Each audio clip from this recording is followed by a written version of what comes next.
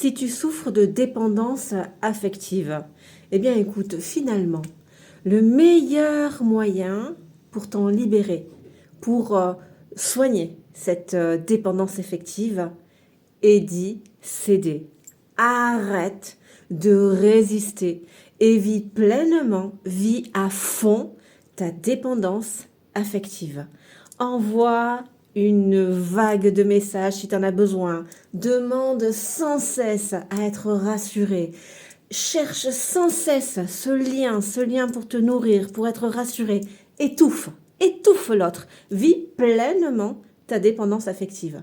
Et puis, par toi-même, parce que, et toute seule, ou tout seul, parce que là, ça va passer par ton corps, hein. Ça va passer par, malheureusement, de la douleur, de la souffrance. Tu vas bien, voilà, finir par te rendre compte que le fait d'étouffer, d'avoir autant d'attentes, ça attire la perte, ça attire l'abandon.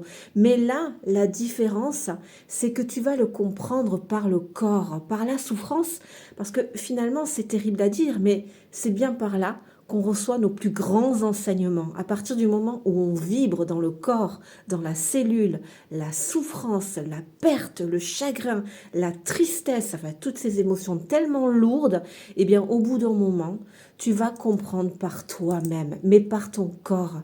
Il n'y a plus la tête, le mental, tu vois, qui fait que il faut pas que je fasse ça, parce que ça c'est la dépendance affective. Voilà, bah, là, oui, ok, tu résistes, mais t'en souffres, elle est là quand même malgré tout, si tu fais pas un travail parallèle. Je vais y revenir tout à l'heure, mais tu en souffres quand même si tu es que dans la tête à vouloir ne pas céder à la dépendance. Alors finalement, eh bien, ouvre les vannes et ne résiste plus à accueillir ce qui est en toi. Tu as besoin d'être rassuré, tu as besoin d'aller chercher le lien. Vis tout ça. Et au bout d'un moment, tu vas finir par comprendre par toi-même. C'est vrai, ça passe par de la souffrance et par de la douleur, mais encore une fois, là pour le coup, tes cellules elles vont tellement vibrer cette souffrance et cette douleur que par voie de conséquence, finalement, quelque part, naturellement, c'est toi qui vas commencer vraiment à te réguler et à être beaucoup moins dans cette attente et finalement à trouver ton équilibre par toi-même. Alors après, évidemment, parallèlement, tu peux contribuer, voilà, à travailler à restaurer ton affirmation parce que la dépendance affective, elle altère complètement ton affirmation, elle te pousse à dire oui à tout accepter, à tout subir alors que tu n'en as pas envie.